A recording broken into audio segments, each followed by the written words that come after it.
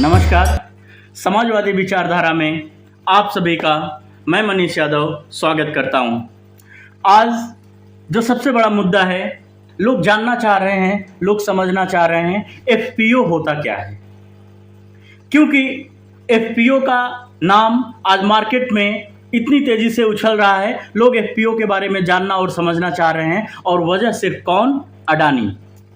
अच्छा, तो अडानी ने आज क्या किया मैं आपको बताता हूं। अडानी कहता है कि भारत देश पर हमला हुआ है। मतलब हद हो गई है।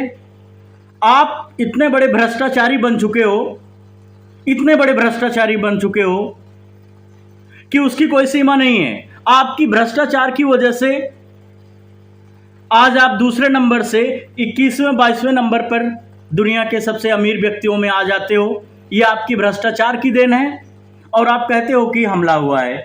अच्छा, दरअसल ये है, हिडेनबर्ग की रिपोर्ट के अनुसार इन्होंने कहा कि हिडेनबर्ग अमेरिका की एक कंपनी है, एक एजेंसी है, जांच एजेंसी है, जो कि हमारे पीछे पड़ी हुई है, भारत देश के पीछे पड़ी हुई है। भारत देश के ऊपर इन्होंने हमला किया। मतलब ये कि फिर से राष्ट्रवाद का नाम लेकर के, भारत को आगे करके उसमें ये बंदा अडानी छिपना चाह रहा है। मैं आज एफपीओ के बारे में आपसे बताऊंगा, फिर उसके बाद थोड़ी सी चर्चा अडानी के बारे में करूंगा। तो एफपीओ होता क्या है? सबसे पहले एफपीओ को समझाने से पहले मैं आपको समझाता हूं आईपीओ क्या होता है। आईपीओ ये होता है कि सबसे पहले जब कभी भी आप अपनी कंपनी का रजिस्ट्रेशन करवाना चाहते हो, तो आप रजिस्ट्रेशन कहाँ पे करवाते हो? इस सेबी गाइडलाइंस के अनुसार, सेबी गाइडलाइंस के अनुसार आप अपना रजिस्ट्रेशन करवाओगे रजिस्ट्रार ऑफिस में, कंपनी के रजिस्ट्रार ऑफिस में। जब आप वहां पे रजिस्ट्रेशन करवा लेते हो तो आपको वहां से एक सर्टिफिकेट मिलता है, इनकॉर्पोरेशन का सर्टिफिकेट। इनकॉर्पोरेशन का सर्टिफिकेट मतलब ये कि आप कंपनी को अब रन अप कर सकते हो, आप कंपनी का शेयर पब्लिक में इशू कर सकते हो। जब आप फर्स्ट टाइम, कंपनी कभी भी अपनी पूरी लाइफ के दौरान जब फर्स्ट टाइम शेयर इशू करती है तो उसको हम बोलते हैं आईपीओ। अच्छा, अब जब शेयर कंपनी ने पहली बार इशू किया तो किस लिए कंपनी शेयर इशू करती है मैं आपको बताऊं। कंपनी को जरूरत होती है फंड की, कंपनी को जरूरत होती है पैसे की, कंपनी को जरूरत होती है अपने कैपिटल एक्सपेंडिचर की रिक्वायरमेंट को इंक्रीज करने के लिए कंपनी को पैसे की जरूरत होती है। तो कंपनी क्या करती है? अपने कंपनी शेयर को इशू कर देती है पब्लिक में, वहां से पैसे आ जाते हैं। चलिए, अब मैं बात करता हूं जो सबसे बड़ा मुद्दा है एफपीओ के बारे में। तो एफपीओ क्या होता है? एफपीओ को मैं आपको बताता हूं कि जैसे मान लीजिए ये एक कागज का टुकड़ा है, ये कागज का टुकड़ा, तो इसको हमने मान लिया कि ये एक शेयर है। ये मान लो अडानी के कंपनी का शेयर है।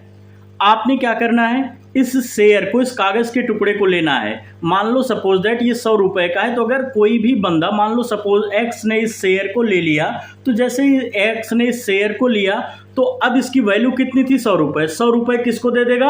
अडानी को दे देगा। अडानी की जेब में कितने रुपए आ गए? 100 रुपए। शेयर किसके पास चला गया? मिस्टर एक्स के पास। बात समझ में आ गई? अच्छा, तो अब क्या हुआ कि 100 रुपए से अडानी के कंपनी का वो बंदा मालिक हो गया मिस्टर एक्स।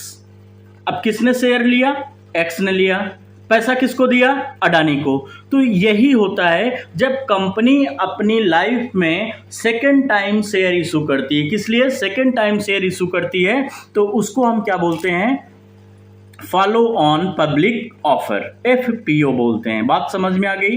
तो अब एफपीओ अडानी ने क्यों इशू किया मैं आपको बताऊं। सबसे महत्वपूर्ण बात है कि उनको अपने कैपिटल एक्सपेंडिचर की रिक्वायरमेंट थी, अपने बिजनेस को और ग्रो अप करना था। पहली बात, जो सबसे बड़ा मुद्दा है, जो उन्होंने कितना पैसा इशू किया था अभी मैं आपको बताता हूं। 20 लाख करोड़, 20 लाख करोड़ इन्होंने जनता से लिया। और किस लिए लिया मालूम है?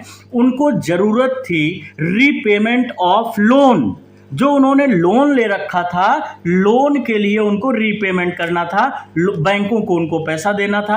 आपको मालूम है कि एसबीआई से इन्होंने कितना ज़्यादा पैसा लोन लिया है, और उसके बाद इन्होंने एलआईसी से पैसा लोन ले रखा है। और आपको मैं बताऊं कि जो हिडेनबर्ग की रिपोर्ट है, उस रिपोर्ट के अनुसार जो भी इनका पैसा है, जो भी अडानी का पैसा है उसका 80% लोन है, 80%। मैं आपको बता दे रहा हूं कि हिडेनबर्ग की रिपोर्ट में जो खुलासा हुआ है कि 80% अडानी का जो भी पूरी संपत्ति है उस अडानी के 80% पूरा का पूरा लोन है। इसलिए इस खुलासे को होते ही तुरंत जो है जनता में, पब्लिक में अफरा तफरी मच गई। उनके जितने भी अडानी के शेयर होल्डर्स थे सबने शेयर्स को बेचना शुरू कर दिया, और इसलिए शेयर को बेचना शुरू कर दिया कि उनको डर हो गया कि अब शेयर गिरने वाला है। तो जो भी झूठ था, जो भी फ्रॉड था, उसका सब कुछ पर्दाफाश हो चुका है। अडानी के खिलाफ हमें लगता है कि जल्द से जल्द FIR होगा, क्योंकि इससे बड़ा स्कैम आज तक इस दुनिया में कभी किसी ने नहीं किया होगा। इसमें भारत सरकार की पूरा मिला जुला हाथ है। योगी और मोदी दोनों लोग मिले हुए हैं। सबसे ज्यादा रोल तो इसमें मोदी का है।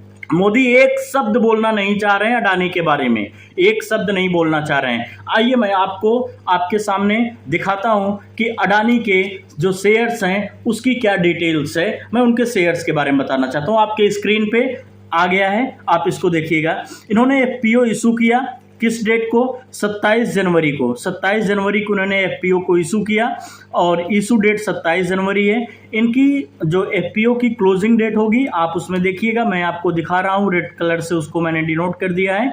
31 जनवरी 2023 को इनकी क्लोजिंग डेट है। इनका पर शेयर की जो वैल्यू है 3112 रुपये है। इनके शेयर की वैल्यू 3112 रुपये और 3276 रुपये, 3276 रुपीज़ इनके पर शेयर की वैल्यू है। अगर किसी को शेयर लेना है तो कम से कम उनको 4 शेयर लेना पड़ेगा। अगर कोई मान लो पब्लिक शेयर लेना चाहता है तो कम से कम अगर उनको कितने शेयर की रिक्वायरमेंट होगी, 4 शेयर अगर वो लेते हैं तभी जाकर के अडानी के शेयर को खरीद सकते हैं। आगे आइए, अब बात करता हूँ टोटल ये जो शेयर इशू किए हैं 6,47,38,475 शेयर। इनके जो नंबर ऑफ शेयर्स हैं मैं उनकी आपको संख्या दिखा रहा हूं, 6,47,48,475 नंबर ऑफ शेयर्स हैं। अब ये शेयर्स जब बिक जाएंगे मार्केट में, मैं आपको बताऊं कि इनके सारे के सारे शेयर्स बिक गए। सारे शेयर्स बिकने के बाद जो इनके पास पैसा, पब्लिक का पैसा जो इनके पास आया वो आया 20 लाख करोड़। कितना पैसा आप सोच लो एक बार अपने दिमाग में, 20 लाख करोड़ रुपए पब्लिक का पैसा इनके पास आया। तो ये पैसा इनके पास आ गया। फिर उसके बाद मैंने आपको जैसे बता दिया, आप राइट साइड में देखिएगा, ओपनिंग डेट है 27 जनवरी, क्लोजिंग डेट है 31 जनवरी। बेसिक अलॉटमेंट इनकी जो हो जाएगी, सबको जितने भी शेयर होल्डर्स हैं उनको अलॉटमेंट हो जाएगी 3 फरवरी तक। अब इसके बाद जो भी अलॉटमेंट हो जाएगी तो क्रेडिट हो जाएंगे शेयर्स की, मतलब उनको मालिक बना दिया जाएगा। जितने भी शेयर होल्डर्स होंगे उनके डैम्प्ड अकाउंट में क्रेडिट कर दिया जाएगा और 7 फरवरी को ये क्रेडिट कर दिया जाएगा। ठीक है। अगली बात, लिस्टिंग डेट जो इनकी मतलब कंपनी की डिटेल में दिखने लगेगी कि कितने इनके शेयर होल्डर्स हैं, वो 8 फरवरी को क्लोज हो जाएगा। तो मैंने आपको दिखा दिया इनकी सारी डिटेल्स। चलिए अब मैं बात करता हूँ, RBI ने भी एक सूचना जारी की है, गाइडलाइंस जारी की है कि जितने भी बैंक्स हैं, सारे बैंक्स जितनी जल्द से जल्द हो सके डिटेल्स हमको प्रोवाइड करें कि कितने लोगों ने कितना लोन अडानी को दिया है। चलिए अब मैं एक बहुत महत्वपूर्ण बात बताता हूं।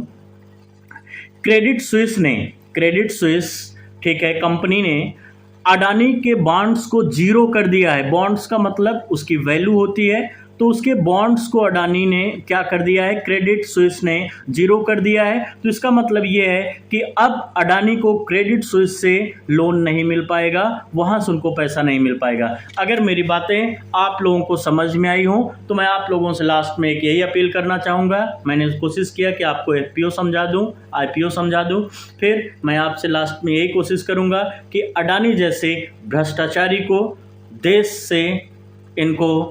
देश पूरा मिल करके जितनी जल्द से जल्द हो सके इनके ऊपर FIR हो। जय हिंद, जय भारत।